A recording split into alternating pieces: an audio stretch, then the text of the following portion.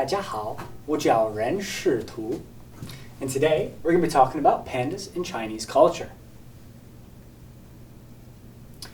Today we're going to be going through the panda names throughout history, associations with important concepts such as peace and friendship, strength, good fortune, eternal youth, and conservation and tourism.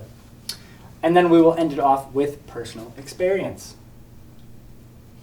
So what have pandas been called throughout history? One of the names is zhu xiong, and this means bamboo bear. Due to their diets, giant pandas have been called bamboo bears in the past. But why do they eat bamboo? There's a folk story about this, and it goes, in days past, pandas lived in lush forests and ate all sorts of food. However, one horrible winter, there was no more food. An old wise panda went out and found a hidden bamboo grove. The panda shared this bamboo with the other pandas, and they were so grateful that they made bamboo their primary food source. What other names did they have? One of them is Mo. Mo. In the ancient Chinese text, Classic of Mountains and Seas, or Shan Hai Jing, pandas are given the name Mo. Mo is the ancient Chinese name for pandas, but the name now refers to tapirs. So if you hear the word Mo in a modern Chinese context, it will be talking about tapirs, not pandas. One of the other names for them is Shi Tie Shou. Shi Tie Shou. And this means iron-eating beast. In the Han Dynasty, from 202 BC to 220 AD, pandas were called Shi Tie Shou because they were thought to eat iron and other metals. The story behind this is that giant pandas often went into people's houses to forage for food, and they would lick cooking utensils and even bite the cooking utensils with their powerful teeth. The villagers then thought that this habit was the pandas eating the iron and gave it this name. Another name is Bai Pi, which means white bear. Bai Pi. It's mentioned in the Three Kingdoms period, which is just after the Han Dynasty, from 220 to 280 AD, where Wu Lu Ji calls the bears Bai Pi in his poem book, Mao Shi Lu Shu Guang Yao. But why are pandas black and white? A folk story behind this says that once all pandas used to be white, and they didn't have any black markings. However, there was a shepherdess who took care of all these white pandas, and she sacrificed her life for the pandas by defeating a leper. And this made the pandas so sad that they rubbed ash across their faces and arms. And this ash then became permanent, and that is why pandas are now black and white. Additionally, the panda's fur is a physical representation of yin and yang, or yin-yang. When in harmony, yin and yang bring peace, and so the pandas came to represent that as well. Another name is Pi Xiu. Pi Xiu. And this is very hotly debated, but the Pi Xiu is a semi-mythological beast that could refer to a panda. The name appears in many pre-Qin dynasty or pre-221 BC texts, but there's controversy about whether these actually refer to pandas or to mythological beasts. Pixiu are auspicious animals, and they're said to have mystical powers, turning misfortune into good fortune. From the book Gazetteer of Amei Mountain, or Lumei Shanzhi, the use of old and elegant sounding name Pixiu, or brave bear-like wild animal, could have been a hearsay of Piqiu, which means fur coat, which then became the name of the animal. Finally, one of the other names is Mao Xiong, which means cat bear. And this is the scientific name for pandas in Chinese. This can be compared to the common name Xiong Mao, and that's how we know them now, either as Xiong Mao or Da Xiong Mao. The story behind this is that in a 1940s museum exhibit on pandas, when Mao Xiong was written down, it was to be read from right to left. This was then misread from left to right and became the Xiong Mao that we know today. However, this story was found to be made up by those who want to use Mao Xiong rather than Xiong Mao.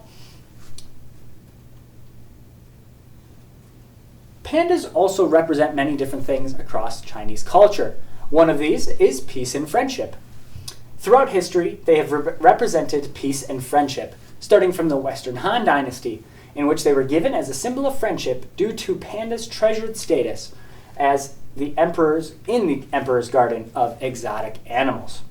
This representation has also been attached to pandas since then and can be seen in the modern panda diplomacy, which we will talk about shortly. But why are pandas symbols of peace? There is a story about this, and it goes that there were once two warring tribes engaged in a fierce battle. In the chaos, a panda wandered onto the battlefield, and its presence caused all the soldiers to stop their fighting. Moved by the panda's innocence and tranquility, the leaders decided to call a truce. The panda reminded them of the importance of peace and harmony, leading to an alliance between the tribes. Talking about panda diplomacy here, China sends pandas to other countries as a sign of goodwill, friendship, and peace. And this started back in the Tang Dynasty from 618 to 907 AD, in which Empress Wu Zetian sent two pandas to a Japanese emperor. This continued then in the 1950s to 1980s, in which Chairman Mao Zedong used pandas to strengthen ties with communist allies and other countries. In 1972, President Nixon's visit to China resulted in two pandas being sent to America for the first time. And then in 1984, China shifted from gifting the pandas to loaning them out. And that is the situation that we have currently. China is still loaning out the pandas, but they are not gifting them anymore. Pandas also represent strength. Despite their cuddly appearance, pandas are quite strong. They can survive in harsh climates, such as the mountains that they live in. They have strength against adversity. They have a very strong bite force, one of the most powerful of all the bears. And they don't hibernate in winter. All these together show the panda's strength.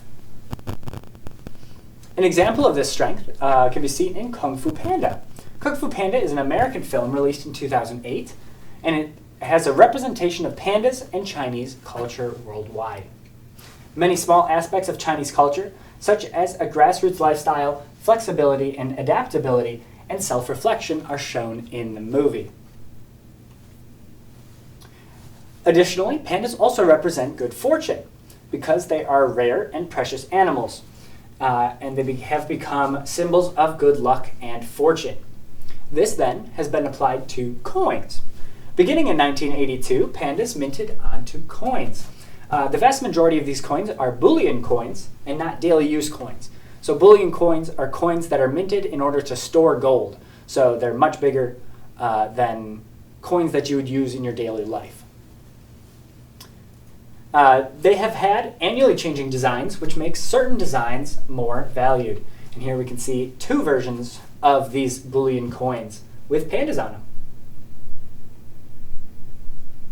Additionally, pandas represent eternal youth.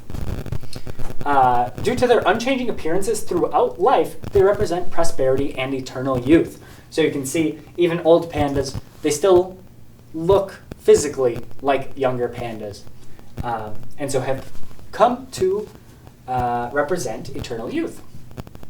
And this is then seen in pandas in art.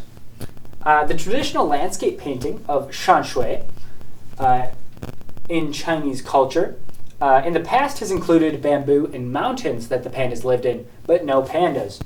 In the past 100 years or so, more and more pandas are starting to appear, both in shanshui and then in more modern art as well. Pandas also represent conservation and tourism. In conservation, they are the World Wildlife Fund mascot, which is an international organization for endangered animals. And you can see here the World Wildlife Fund evolution of their logo, which has always been a panda and has just been slowly getting updated, for the past 50 or more years, 75 years or so. Additionally, they represent tourism, and as they are one of the most famous animals in the world, Chinese tourism benefits from pandas and their imagery. So, for personal experience, what experience have you had with pandas? Perhaps you've seen them in gift shops at zoos, or maybe on candy, or seen movies about them. I already mentioned Kung Fu Panda, but perhaps you've seen other movies with pandas in them. As for me, my personal experience is that before doing all the research for this, I had no idea that there was such a history of name changes for the panda. Additionally, I didn't realize there were so many myths about pandas, about why they're black and white or why they eat bamboo. And I didn't realize how many representations they had in Chinese culture.